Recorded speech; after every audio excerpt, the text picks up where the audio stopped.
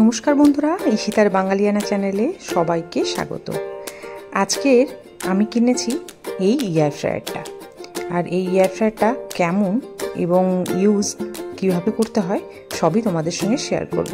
তাহলে চলো আনবক্সিংটা করে ফেলি। এখন বর্তমান দিনে তেল ছাড়া খাওয়ার সবাই পছন্দ করে, মানে হেলদি থাকতে চায়। সেই জন্যই আমার এই এয়ার ফ্রায়ারটা কেনা। এয়ার ফ্রায়ারটা প্রায় আমার 4,500 থেকে 5,000-এর মধ্যে পড়েছে। অনেকগুলো ফিচার্স আছে এর মধ্যে, মানে ম্যানুয়াল সেটিংও করতে পারবেন, আবার আগের থেকে করে রাখা সেটিংও দেওয়া আছে এর মধ্যে। এটা হচ্ছে এমআই এর এয়ার ফ্রায়ার। প্রথমেই একটা স্টেনলেস স্টিলের র্যাক মতো দিয়েছে, মানে স্ট্যান্ড মতো দিয়েছে, যেটা ডবল লেয়ার করার জন্য। একটা ম্যানুয়াল আছে এর মধ্যে।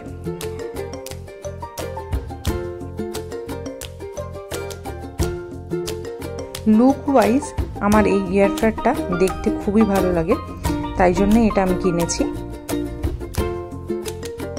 এই পেছন সাইডের যে জালিটা আছে, এটা দিয়ে মেনলি গরম হাওয়া বের হয়।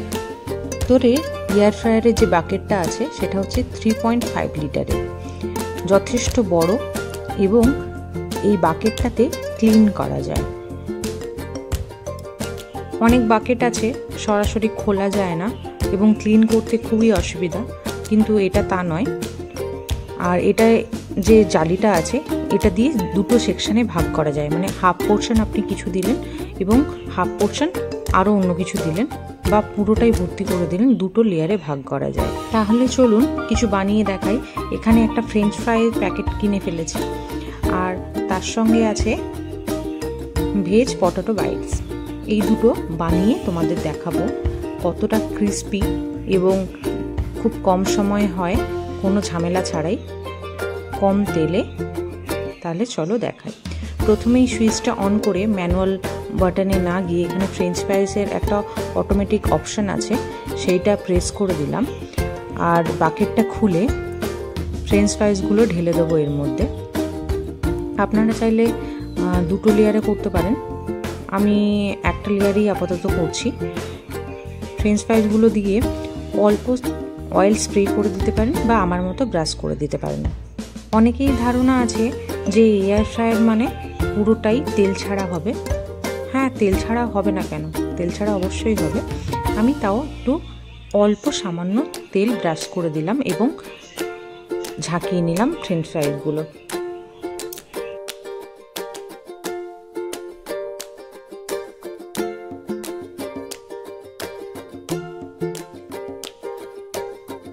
ভালো করে ঝাঁকিয়ে নেওয়ার পর এবার আমি দিয়ে দেবো এয়ার ফ্রায়ারটা। দেখুন প্রেস করছি, এখানে অটোমেটিকলি টেম্পারেচার এবং টাইম সেট করা আছে। এটা যেহেতু অনেকগুলো আছে সেই জন্য ফুল লেয়ারে দিলাম, আর এটা টাইমিং দেখাচ্ছে 25 মিনিট। তো 25 মিনিট পরে চলো তোমাদের দেখাই কেমন হয়েছে এবং কতটা ক্রিস্পি হয়েছে।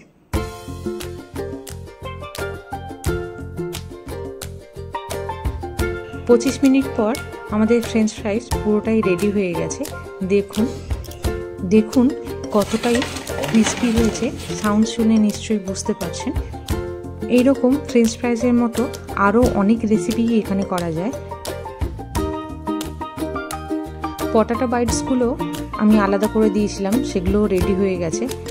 এটা দেখতে যতটা ভালো এবং খেতেও ততটাই ভালো ছিল পটেটো বাইটসটা। পার্সোনালি আমার পটেটো বাইটসটা বেশি ভালো লেগেছে ফ্রেঞ্চ ফ্রাইসের থেকে।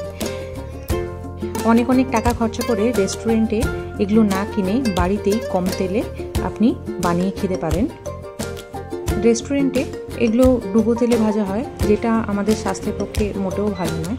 আর শুধু ফ্রেঞ্চ ফ্রাইস কেন, আরও যে রেসিপিগুলো, যেরকম আপনি চিকেন উইংস, কাবাব, তন্দুরি, মাছ, সবই করে খেতে পারবেন। আজকের জন্য এইটুকুই। যারা আমার চ্যানেলটিকে সাবস্ক্রাইব করেনি, অতি অবশ্যই সাবস্ক্রাইব করে পাশে থাকা বেল আইকনটিকে অবশ্যই প্রেস করে দেবেন, যাতে আমার নতুন নতুন ভিডিওগুলো আপনাদের কাছে চটজলদি পৌঁছে যায়।